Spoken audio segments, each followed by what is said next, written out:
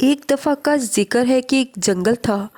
جنگل میں ہریالی ذرا کم تھی کیونکہ کرسمس آنے والی تھی اور ہر طرف برف ہی برف تھی۔ جنگل کا ہر جانور بیمار اور سست تھا۔ ایسے لگتا تھا کہ ہر کوئی مایوسی، پریشانی اور بیماری کا شکار ہے۔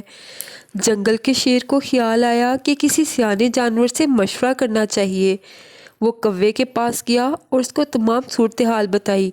کوے نے اپنے ہمسائے الو کو بھی بلا لیا۔ انہوں نے جانوروں کی صورتحال کو سمجھتے ہوئے یہ خیال کیا کہ یہ ساری بادلوں کی وجہ سے ہے، کیونکہ کافی عرصے سے سردی کا راج ہے اور بارش بھی نہیں ہوئی۔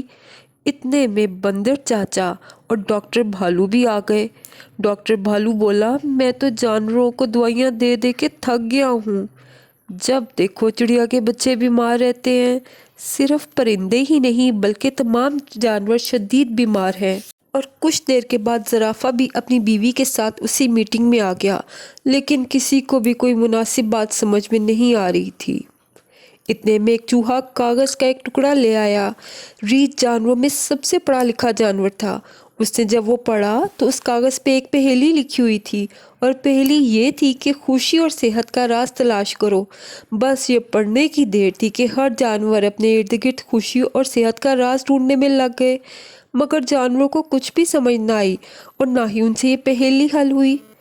عقاب، جو کہ سب سے اونچی ٹہنی پہ بیٹھ کے یہ سب کچھ دیکھ رہا تھا، اس نے ریچھ کو بتایا کہ تم نے تو آدھی پہیلی پڑھی ہے۔ کاغذ کا بقیہ حصہ چوہا پیچھے ہی چھوڑ آیا ہے۔ اس بقیہ حصے پہ لکھا تھا کہ خوشی اور صحت کا راز پانا چاہتے ہیں تو رات کے اندھیرے میں سب سے اونچے درخت کا پھل کھاؤ۔ بس پھر کیا تھا، رات ہونے کا انتظار کیا گیا اور سب سے اونچے درخت جو کہ بیرس کا درخت تھا، اس کا پھل رات کے اندھیرے میں سونے کی مانند چمکتا تھا۔ ان بیریز کو بندر کی مدد سے توڑا گیا اور اس کا سوپ بنا کے ہر جانور کو پلایا گیا۔ بس پھر کیا تھا، ہر جانور صحت مند اور چست ہو گیا۔ چڑیاں پہلے کی طرح چوں چوں کرنے لگ پڑیں۔ بطخوں نے بھی تالاب میں تیرنا شروع کر دیا۔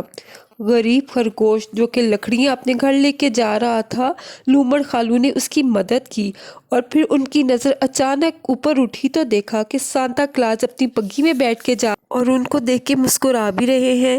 سب جانوروں نے خوشی سے ان کو دیکھ کے ہاتھ ہلائے۔ سانتا کلاز نے بھی ان کی طرف دیکھا اور زور سے مسکرائے، اور پھر ایک دم سے اپنی بگھی پہ بیٹھ کے غائب ہو گئے۔ اگلی صبح جب جانور اٹھے تو بارش ہو رہی تھی، اور بارش جیسے ہی ختم ہوئی، سردیوں کی پہلی مگر نرم دھوپ نکل آئی۔ اب انہیں پتہ چلا کہ یہ سانتا کا تحفہ تھا کرسمس پر تمام جانوروں کے لیے۔ اور پھر تمام جانور ٹھیک ہو گئے، اور اب جنگل میں خوشی اور ہریالی ہر طرف پھیل گئی تھی۔